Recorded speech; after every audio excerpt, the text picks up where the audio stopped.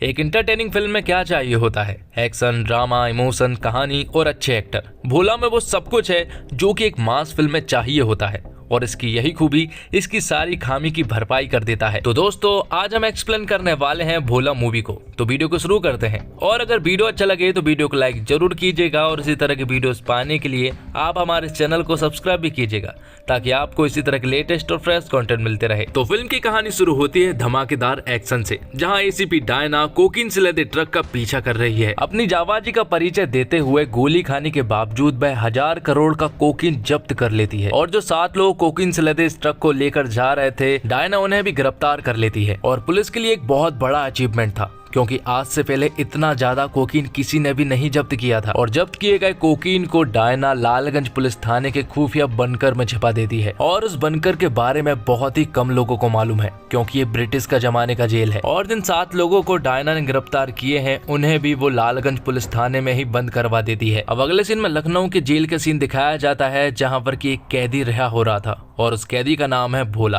दरअसल भोला 10 सालों के बाद जेल से रिहा हो रहा है। वैसे तो उसे उम्र कैद की सजा हुई थी लेकिन अच्छे बर्ताव के कारण उसे जल्दी रिहा कर दिया जा रहा है। अब अगले सीन में हमें अश्वत्थामा उर्फ आंसू को दिखाया जाता है और जो 1000 करोड़ का कोकीन जब्त हुआ है वो किसी और का नहीं बल्कि आंसू के लोगों का ही है। और ये बात जब आंसू को मालूम चलती है तो वो पूरी तरह से बौखला जाता है। आंसू ये बात अपने भाई निठारी को बताता है, जिसके बाद निठारी और आंसू अपने कोकीन के बारे में पता लगाना शुरू कर देते हैं। और निठारी और आंसू के पास गैंगस्टर की पूरी फौज है। वो आराम से पूरे के पूरे शहर को तबाह कर सकते हैं। तब वो उन्हीं गैंगस्टर और अपने कुछ खबरियों की मदद से अपने कोकीन के बारे में पता लगाना शुरू कर देते हैं। और खबरी सिर्फ आंसू और निठारी के ही नहीं है बल्कि एसीपी डायना का भी है। दरअसल रौनक नाम का एक अंडरकवर एजेंट निठारी और आंसू के साथ पिछले 2 साल से काम कर रहा है और रौनक सारी इन्फॉर्मेशन डायना को बताता है। हालांकि आंसू के अपनी गैंग के ऊपर शक है कि उनके बीच में कोई गद्दार है। जिसके बाद डायना अपने बॉस के पास जाती है, जहाँ पर डायना का बॉस उसे सलाह देता है कि जब तक अदालत माल की कस्टडी नहीं लेती है तब तक ये जानकारी गुप्त रहनी चाहिए। लेकिन वे दोनों इस बात से अनजान थे कि उन्हीं की फोर्स में मौजूद भेड़िया सारी जानकारी नशीले माल की तस्करी करने वाले माफिया गिरोह आंसू और निठारी को दे रहा है। उस पुलिस फोर्स के गद्दार को पुलिस फोर्स के बारे में सारी जानकारियां हैं और वो आंसू को ये सारी जानकारियां दे देता है और वो उससे डील करता है कि 1000 करोड़ के कोकीन के बदले में वो उसे 50 करोड़ रुपए देगा। और जिन ऑफिसरों ने कोकीन से लदे ट्रक को जब्त किया है वो उन्हें भी उनके हवाले करेगा। अब अगले सीन में लालगंज पुलिस थाना दिखाया जाता है जहाँ पर 55 साल का अंगद यादव नाम का एक पुलिस कांस्टेबल आता है। दरअसल अंगद यादव का ट्रांसफर हो चुका है और उसका ट्रांसफर लालगंज पुलिस थाने में ही हुआ है और आज उसकी ज्वाइनिंग है। और लालगंज पुलिस थाने में सिर्फ 4 कांस्टेबल थे और साथ ही यहाँ पर 4 स्टूडेंट भी थे जो कि रात को अपने दोस्त का जन्मदिन सेलिब्रेट कर रहे थे, वो भी लाउड स्पीकर के साथ। तो उन्हें अरेस्ट कर लिया जाता है। जिसके बाद लखनऊ के अनाथ आश्रम में हमें ज्योति नाम की एक छोटी सी लड़की को दिखाया जाता है। दरअसल आज उससे कहा गया है कि कल सुबह उससे कोई मिलने के लिए आएगा जो कि उसका एकदम खास है। लेकिन ज्योति का इस दुनिया में कोई भी नहीं है तो वो सोचती है कि आखिर उससे कौन मिलने के लिए आएगा। अब अगले सीन में हम देखते हैं कि डायना के बॉस का आज आखिरी दिन था। दरअसल आज उनका रिटायरमेंट है, इसलिए वो सारे ऑफिसरों को शराब पिला रहे होते हैं। लेकिन डायना को छोड़कर सभी लोग यहाँ पर शराब पीते हैं। दरअसल डायना को कंधे पर गोली लगी हुई थी और उसने मेडिसिन वगैरह खाई हुई थी, इसलिए वो शराब नहीं पीती है। लेकिन यहाँ पर शराब पीते ही कुछ मिनटों में ही सारे ऑफिसर अचानक से बेहोश हो जाते हैं। डायना को अचानक से ये सब कुछ समझ नहीं आया कि आखिर ये क्या हुआ। धीरे से उसे समझ आता है कि शायद शराब पीने की वजह से उनका ये हाल हुआ है और शराब में जरूर किसी ने कुछ मिलाया है क्योंकि उसने ही सिर्फ शराब नहीं पी थी। तो अब इन सारे पुलिस वालों को किसी भी हालत में हॉस्पिटल ले जाना था, लेकिन उसके कंधे में गोली लगी हुई थी इसलिए वो तो ट्रक नहीं चला सकती थी। और डायना के अलावा यहाँ पर कुछ खाना बनाने वाले लोग थे और साथ ही रिहा हुआ एक कैदी भी था जिसका नाम भोला है। और जब डायना खाना बनाने वाले लोगों से पूछती है कि क्या उन्हें ट्रक चलाना आता है तो वो मना करते हैं। और यहाँ पर जब भोला से पूछा जाता है तो वो हाँ तो कहता है, लेकिन वो साथ ही उससे ये भी कहता है कि वो आज ही रहा हुआ है और वो अपनी बेटी से मिलने के लिए जा रहा है जिसे कि उसने कभी भी नहीं देखा है और वो नहीं चाहता कि वो और किसी मुश्किल में पड़े। जिस पर कि डायना उससे कहती है कि तुम्हारी इस छोटी सी मुश्किल की वजह से 40 घर के बच्चे अनाथ हो सकते हैं और इन सारे ऑफिसर्स को 5 घंटे के अंदर हॉस्पिटल नहीं ले जा सके तो ये 40 के 40 ऑफिसर मारे जाएंगे। डायना की ये सारी बातें सुनने के बाद भोला डायना की बात मान जाता है, जिसके बाद सारे 40 ऑफिसरों को ट्रक के अंदर डाल दिया जाता है और खाना बनाने वाला करची नाम का आदमी उनकी मदद भी करता है। साथ ही वो सारे रूट जानता था इसलिए उसे भी वो लोग अपने साथ ले जाने लगते हैं। यहाँ दूसरी तरफ आंसू प्लान बना रहा होता है कि वो 40 ऑफिसरों को किसी भी हालत में मारना है, क्योंकि आंसू की ही ये सारी प्लानिंग थी और उनकी शराब में उसी ने ही नशीले पदार्थ मिलवाए थे, जो कि हमारे देश में पूरी तरह से बैन है। ये बात जब रौनक को मालूम चलती है तो वो तुरंत ही डायना मैडम के पास कॉल लगाता है और ये सारी बातें बताता है। रौनक डायना मैडम को बताता है कि जब आप लोग हॉस्पिटल जाएंगे तो आप हाईवे से नहीं जाइएगा, क्योंकि आंसू आपके ऊपर अटैक करवाने वाला है। लेकिन उसी ट्रक के अंदर 40 ऑफिसरों में एक ऑफिसर ऐसा भी था जिसने की शराब नहीं पी थी, जो कि आंसू के साथ मिला हुआ है, और वो अपनी लोकेशन आंसू के पास शेयर कर देता है। और लोकेशन मिलते ही आंसू तुरंत ही शहर के सारे गैंगस्टरों को बुला लेता है। वो उनके सामने ढेर सारा पैसा रखता है और उन सभी के सामने एक एग्रीमेंट के रूप में वीडियो बनवाता है। वो उनसे कहता है कि जो भी उन 40 लोगों को मारेगा उन्हें 40 करोड़ रुपए दिए जाएंगे, और जो भी डायना मैडम को मारेगा उन्हें 5 करोड़ रुपए मिलेंगे। यहाँ दूसरी तरफ रौनक ने डायना मैडम को बता दिया था कि आंसू को लालगंज पुलिस थाने के बारे में पता चल गया है कि माल वहीं पर है, इसलिए यहाँ पर डायना मैडम तुरंत ही लालगंज पुलिस थाने में कॉल लगाती है और वहाँ के कांस्टेबल से कहती है कि अपने आजू बाजू के पुलिस स्टेशन की सारी पुलिस फोर्स को बुला लो और अपने पुलिस स्टेशन के सारे दरवाजे और खिड़कियां बंद कर लो। लेकिन ये सारी बातें सुनने के बाद वो पुलिस कांस्टेबल पूरी तरह से डर जाता है और वो अपने साथ के 3 कांस्टेबल के साथ इस पुलिस स्टेशन से रफू चक्कर हो जाता है। तो अब इस पुलिस स्टेशन में सिर्फ अंगद यादव और वो 4 स्टूडेंट बचे हुए हैं। थोड़ी देर के बाद डायना मैडम फिर से कॉल लगाती है, लेकिन कॉल कोई भी नहीं उठा रहा था। थोड़ी देर के बाद अंगद यादव कॉल उठाता है और वो उन्हें बताता है कि इस पुलिस स्टेशन में कोई भी नहीं बचा है मेरे अलावा। और साथ ही अंगद यादव यहाँ पर डायना मैडम को सब कुछ बता देता है कि आज ही उसकी ज्वाइनिंग हो रही है, जिस पर कि डायना मैडम उससे कहती है कि उसकी अभी से ज्वाइनिंग हो चुकी है और वो उस पुलिस स्टेशन का इंचार्ज है, तो मैं तुरंत ही अभी के अभी सारे दरवाजे और खिड़कियां बंद करने हैं। यहाँ लखनऊ के अनाथ आश्रम में ज्योति को किसी तरह से अपने पिता का नंबर मिल जाता है, लेकिन उसे मालूम नहीं था कि ये आदमी कौन है। बस उसे मालूम था कि ये आदमी उसे मिलने के लिए आ रहा है और ये उसका नंबर है, इसलिए वो कॉल लगाती है और यहाँ पर भोला उससे बात करता है। लेकिन भोला जब उससे बात कर ही रहा होता है कि तभी अचानक से कुछ बाइकर्स यहाँ पर आते हैं और वो लोग भोला के ट्रक पर हमला कर देते हैं और उसके पूरे के पूरे ट्रक को आग लगा देते हैं। यहाँ पर वो कई सारे बाइकर्स थे जो कि उसके ट्रक का पीछा भी कर रहे थे, लेकिन तभी बहादुरी के साथ भोला बाहर आता है और उन बाइकर्स का सामना करता है। वो एक एक करके उन सारे बाइकर्स को मजा चखाना शुरू करता है और सभी को मार गिराता है, जिसके बाद वो लोग फिर से अपने सफर के लिए आगे बढ़ने लगते हैं। थोड़े आगे बढ़ने के बाद कुछ चैन से बंधे कुछ ट्रैक्टर्स उनके सामने आ जाते हैं और वो भोला के ट्रक को रोक लेते हैं। जैसे उसका ट्रक रुकता है तो भोला के ट्रक के पीछे एक नहीं बल्कि 2 गैंग आमने सामने हो जाती है। दोनों गैंग चाह रही है कि वो 40 लोग हमें मिले और डायना मैडम भी। तब दोनों गैंग समझौता करती है कि वो लोग 20-20 लोगों को मारेंगे और सारा पैसा आपस में बांट लेंगे।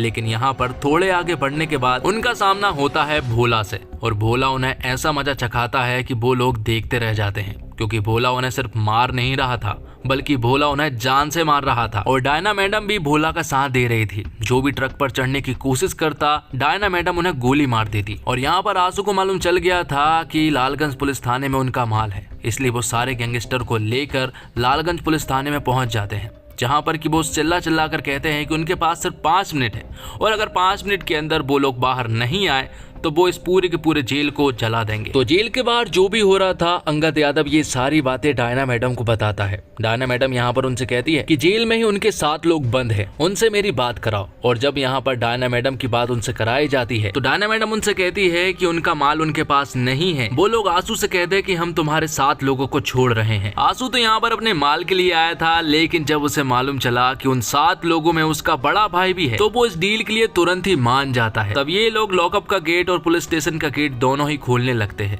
लेकिन आगे इन्हें थोड़ी ही देर के बाद मालूम चलता है कि उन 7 लोगों में से एक आदमी दरअसल में आंसू का भाई है, जो कि एक बहुत बड़ा गैंगस्टर है, और अगर वो बाहर आ गया तो वो इन सभी लोगों को मार देगा। इसलिए डायना मैडम तुरंत ही गेट बंद करने को कहती है और ये लोग ऐसा ही करते हैं।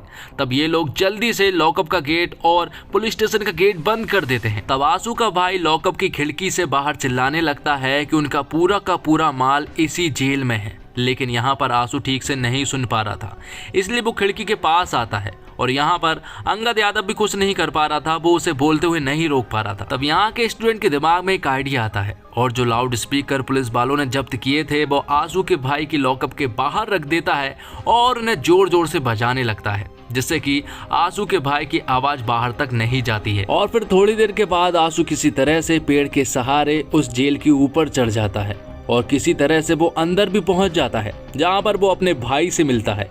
और यहाँ पर उसका भाई आंसू से कहता है कि हम इस पूरे के पूरे जेल को जला डालेंगे। आंसू भी यहाँ पर उनसे कहता है कि वो बस चाबी लेकर आ रहा है, जिसके बाद वो सभी को आजाद कर देगा। जिसके बाद वो उन सभी लोगों के पास जाता है और आंसू उनसे लड़ना शुरू कर देता है, लेकिन यहाँ पर वो सभी लोग किसी तरह से आंसू को बंदी बना लेते हैं। वो लोग उसके हाथ और पैर को बांध देते हैं और वहाँ भोला जंग जीत चुका था। वो लोग हॉस्पिटल तो नहीं पहुंच सकते थे क्योंकि उनके पास सिर्फ 1 घंटा ही बाकी था, इसलिए वो लोग एक महाकाल की मूर्ति के पास बैठे हुए थे और यहीं पर डॉक्टर और एम्बुलेंस आने वाली थी, क्योंकि 1 घंटे के अंदर उनका इलाज भी करना था। इसलिए वो लोग यहाँ पर बैठकर उनका इंतजार कर रहे थे। और यहीं पर भोला के साथ करची भी बैठा हुआ था और वो यहाँ पर भोला से उसकी पास्ट की स्टोरी पूछता है, जिस पर कि भोला उसे बताता है कि वो एक लड़की से बहुत प्यार करता था। भोला यहाँ पर करची को अपनी पूरी की पूरी लव स्टोरी सुनाता है और वो उससे कहता है कि एक आदमी की वजह से हम दोनों की जिंदगी बर्बाद हो। और जेल में उसे मालूम चला था कि उसकी जिंदगी तो चली गई, लेकिन उसने अपनी एक छोटी सी जिंदगी एक अनाथ आश्रम में छोड़ गई। और यहाँ लालगंज पुलिस थाने में चेतन अपनी एक दोस्त से बात कर रहा होता है, तभी अचानक से आंसू के लोग खिड़की से उसका गला दबाकर उसकी जान ले लेते हैं। और ये सब देखकर अंगद यादव का दिमाग पूरी तरह से खराब हो जाता है और वो यहाँ पर एक हथौड़े से आंसू की जान ले लेते हैं। यहाँ दूसरी तरफ एम्बुलेंस आ चुकी थी और वो सारे पुलिस वालों को यहाँ से ले जा लेती है, लेकिन थोड़ी ही देर के बाद यहाँ पर आंसू का भाई आ जाता है, वो भी ढेर सारे गैंगस्टरों के साथ। वो यहाँ पर आते ही भोला को बुरी तरह से मारना शुरू कर देते हैं, जिसके बाद वो यहाँ पर डायना मैडम को भी बुरी तरह से टॉर्चर कर रहे थे। थोड़ी देर के बाद यहाँ पर रौनक आ जाता है, क्योंकि डायना मैडम का कॉल नहीं लग रहा था और उसे मालूम चल गया था कि वो लोग मूर्ति के पास है। यहाँ पर वो आ जाता है और रौनक के बारे में यहाँ पर आंसू के भाई को मालूम चल गया था कि वो गद्दार है। तब आंसू का भाई रौनक को बेरहमी से मार देता है और जब ये लोग डायना मैडम को यहाँ से लेकर जा ही रहे होते हैं कि तभी भोला जाग जाता है और वो यहाँ पर सभी लोगों को चुन चुन के मारना शुरू कर देता है। यहीं पर एक त्रिशूल भी था, उस त्रिशूल की मदद से वो यहाँ पर सभी को मार डालता है। तो ये जंग जीतने के बाद भोला तुरंत ही लालगंज पुलिस थाने की तरफ निकल पड़ते हैं। यहाँ दूसरी तरफ जब यहाँ पर आंसू का भाई निठारी से मिला था तो आंसू ने उन्हें मोबाइल दे दिया था और उन्होंने सारे बड़े बड़े गैंगस्टरों के पास कॉल लगा दिया था और ये कहा था कि उन्हें एक जेल को उड़ाना है और सभी को लालगंज पुलिस थाने बुला लिया था। यहाँ भोला, डायना मैडम और करची लालगंज पुलिस थाने पहुंच चुके थे। डायना मैडम तुरंत ही उस बंकर में जाती है और उस खुफिया बंकर में वो 1000 करोड़ के कोकीन को जलाकर राख कर देती है। और यहाँ दूसरी तरफ भोला तुरंत ही अंगद यादव और स्टूडेंट के पास जाता है, उन्हें वो सही सलामत उस जेल से बाहर निकलवाता है और उस खुफिया बंकर में उसे एक मशीन गन भी मिलती है और उस मशीन गन को चलाना वो जब शुरू करता है तो यहाँ पर वो जेल के बाहर तबाही मचाना शुरू कर देता है और शहर के सैकड़ों गैंगस्टरों की लाशें बिछा देता है। भोला इन सभी को मारने के बाद सबसे पहले वो अपनी बेटी से मिलने के लिए जाता है। उसकी बेटी का नाम ज्योति है। ज्योति यहाँ पर जब अपने पिता को देखती है तो वो बहुत ज्यादा खुश हो जाती है, क्योंकि ज्योति ने आज से पहले अपने पिता को कभी भी नहीं देखा था। उसे तो मालूम भी नहीं था कि उसके पिता भी हैं। और फिल्म के लास्ट सीन में हमें एक बहुत बड़ी शिप को दिखाया जाता है जिसमें कि ढेर सारे विलन्स थे और यहीं पर हमें इनका बॉस दिखाया जाता है जिसका रोल प्ले किया है अभिषेक बच्चन ने। और अभिषेक बच्चन को बताया जाता है कि भोला अभी जिंदा है। तो दोस्तों, निर्देशक के रूप में अजय देवगन पहले ही सीन में धुआंधार एक्शन दृश्यों से फील का टोन सेट कर देते हैं। कहानी एक रात की है और काली अंधेरी रात में एक्शन की तीव्रता और ज्यादा महसूस होती है और फिल्म के एक्शन सारे के सारे फ्रेश है। फिल्म में 5-7 मिनट का एक चेजिंग सीक्वेंस भी है जो रोंगटे खड़े कर देता है, मगर इमोशन के स्तर पर फिल्म 19 साबित होती है। मूल फिल्म कैथी में एक्शन के साथ साथ इमोशन का भी खूबसूरत बैलेंस था। एक्शन से भरपूर फिल्मों में फाइट या मारधाड़ का तर्क मिलना मुश्किल है कि कैसे एक अकेला नायक एक साथ 30-40 लोगों का कचूमर निकालने में कामयाब रहता है, मगर भोला में उस एक्शन को जिस तरह से कोरियोग्राफ किया गया है वो सिनेमा लवर के लिए विजुअल ट्रीट साबित होता है। और भोला के फ्लैशबैक के ट्रीट के कुछ सवालों के जवाब बाकी रह जाते हैं, मगर एक रात की कहानी को कैमरे में दिखाने का काम फिल्म के सिनेमाटोग्राफर असीम बजाज ने बहुत ही चतुराई से किया है। कैमरा एंगल्स में भी उन्होंने कई एक्सपेरिमेंट किए हैं कई क्लोजअप शॉट्स और एक्शन सीक्वेंस को स्क्रीन पर दिखाना ट्रीट जैसा साबित होता है। और अजय देवगन की फिल्म भोला तमिल फिल्म कैथी का रीमेक है। ऐसे में फिल्म की कहानी कैथी से काफी मिलती जुलती है, लेकिन पैन इंडिया ऑडियंस की पसंद को दिमाग में रखते हुए मेकर्स ने इस फिल्म में मनोरंजन का तड़का लगाते हुए कई बदलाव किए हैं। अजय देवगन ने फिल्म में शामिल एक्शंस को बिल्कुल नए अंदाज में पर्दे पर पेश किया है। आजकल फिल्मों में हॉलीवुड या साउथ से प्रेरित एक्शन सीन्स देखने को मिलते हैं, लेकिन अजय देवगन के डायरेक्ट और डिजाइन किए हुए एक्शन सीन्स बिल्कुल ओरिजिनल लगते हैं। और अजय देवगन कमाल है, ऐसा नहीं है कि वो हर सीन में अपनी हीरोगिरी ही दिखाते हैं। जहां उन्हें अंडर प्ले करना होता है वो करते हैं, और यही उनकी खूबी है। अपनी बेटी से बात करते हुए जो इमोशन उनके चेहरे पर आते हैं वो आपकी आंखों में आंसू ले आते हैं। एक्शन सीन्स में वो इतने गजब के लगे हैं कि आप तालियां बजा उठेंगे। तब्बू इस फिल्म की जान है। पुलिस अफसर के किरदार में तब्बू इतनी फिट लगती है कि लगता ही नहीं कि ये एक्टर है, बल्कि पुलिस ऑफिसर ही लगती है। और फिल्म पहले ही सीन में आपको बांध लेती है। और फिल्म हीरो अजय देवगन से नहीं बल्कि तब्बू से शुरू होती है। शायद यही अजय देवगन की खासियत है कि उन्होंने हीरो होने के बावजूद हीरो वाली एंट्री हीरोइन को दी और हर सीन में जबरदस्ती की हीरोगिरी नहीं दिखाई। एक सीन है जहां अजय देवगन अपनी बेटी से फोन पर बात करते हैं और वो बात नहीं हो पाती। ये सीन आपको आंखें नम कर देती है। फिल्म में कई जगह सीटियां तालियां वाले मूवमेंट्स आते हैं और सेकंड हाफ में भी फिल्म अच्छी पेस से आगे बढ़ती है। गाने फिल्म की कहानी को आगे ले जाते हैं और बोर नहीं करते हैं। एक्शन जबरदस्त है, कई सीन आपको हैरान कर देते हैं।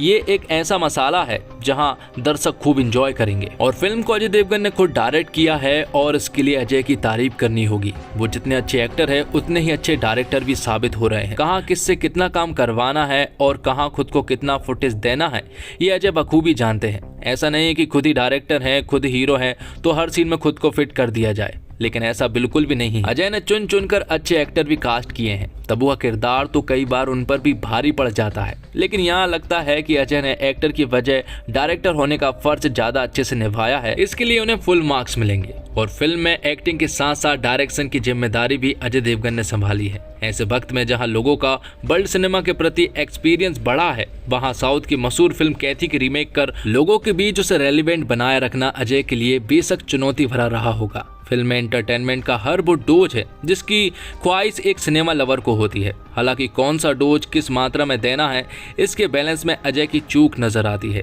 नतीजन फिल्म इमोशन से हटकर एक एक्शन ड्रामा तक सीमित होकर रह जाती है। फिल्म में एक्शन सीक्वेंस की अतिरिक्त से भी अतिरिक्त भरमार है। वहीं कैथी फिल्म की खासियत यह थी कि वो इमोशनली अपने दर्शकों को कनेक्ट करके रखती है। एक अकेले भोला का 100 से भी ज्यादा गुंडों से भिड़ना थोड़ा लॉजिक से परे लगता है, लेकिन तर्क यह भी है कि अगर यही काम साउथ की फिल्मों में हो तो सीटियों और तालियों बजने लगती हैं। वहीं हम बॉलीवुड फिल्मों को लेकर थोड़े ज्यादा क्रिटिक हो जाते हैं और अजय देवगन अपनी फिल्मों में कैमरा एंगल के साथ बहुत खेल करते हैं। यहाँ भी उन्होंने ऐसा ही किया है। आप सोचेंगे ऐसे भी कैमरा एंगल हो सकते हैं। सोचिए, जिन्होंने एक जगह कैमरे को दाईं और टेढ़ा नहीं किया बल्कि पूरा 90 डिग्री फ्लिप ही कर दिया है। एक जगह ट्रक की स्टीयरिंग के नीचे कैमरा लगाना और ऑब्जेक्ट को फॉलो करवाना वाकई काबिले तारीफ है। और अजय देवगन ने सिर्फ एक्शन फ्रंट पर ही नहीं बल्कि नॉर्मल एक्टिंग में भी बढ़िया काम किया है। एक इमोशन सीन है, वहाँ उनका किरदार भोला अपनी बेटी से मिलने जा रहा होता है। उससे पहले उनके चेहरे पर झिझक रहती है, प्रेम भी है और नर्वसनेस भी। उनके पास वहाँ लाउड होने का ऑप्शन था, पर वो अंडरटोन रहकर ही कमाल दिखते हैं। तब्बू के लिए आईपीएस डायना का किरदार बहुत आसान रहा होगा, क्योंकि वो ठीक ऐसे ही किरदार दृश्यम और कुत्ते में भी निभा चुकी है। एक नंबर काम है। तो निष्कर्ष ये निकलता है कि भोला एक एक्शन फिल्म है और कैथी भी एक एक्शन फिल्म है, लेकिन भोला में आपको जबरदस्त एक्शन सीक्वेंस देखने को मिलते हैं। अच्छी बात ये है कि इन एक्शन सीन्स को कैथी के साथ कॉपी नहीं किया है, बल्कि एकदम फ्रेश एक्शन है। दिक्कत यह है कि कुछ समय बाद भोला एक्शन फिजिक्स के सिद्धांतों के विपरीत हो जाता है, तब फिल्म देख रही पब्लिक की हंसी छूट जाती है। लेकिन सबसे ज्यादा मजा तब आता है जब अजय देवगन दुश्मनों को चेज कर रहे होते हैं और लगातार 5 मिनट सिर्फ मारधाड़ उठापटक हवा में लाते चल रही होती है। इसके बाद जब अजय देवगन त्रिशूल उठाकर गुंडों से लड़ते हैं तो वो मूवमेंट रोंगटे खड़े कर देने वाला होता है। तो दोस्तों, फिल्म में भोला पार्ट 2 के आने की तरफ इशारा किया गया है। फिल्म के लास्ट में पब्लिक को इसका क्लू मिलता है, जिसे जानने के बाद लोगों में एक्साइटमेंट आ जाती है और इसी के साथ ये एक्सप्लेनेशन यहीं पर खत्म होता है। तो दोस्तों, उम्मीद करता हूँ आपको वीडियो पसंद आई होगी। वीडियो पसंद आई हो तो वीडियो को लाइक जरूर कीजिएगा और इसी तरह की वीडियोस पाने के लिए आप हमारे इस चैनल को सब्सक्राइब भी कीजिएगा, ताकि आपको इसी तरह के लेटेस्ट और फ्रेश कंटेंट मिलते रहे। धन्यवाद।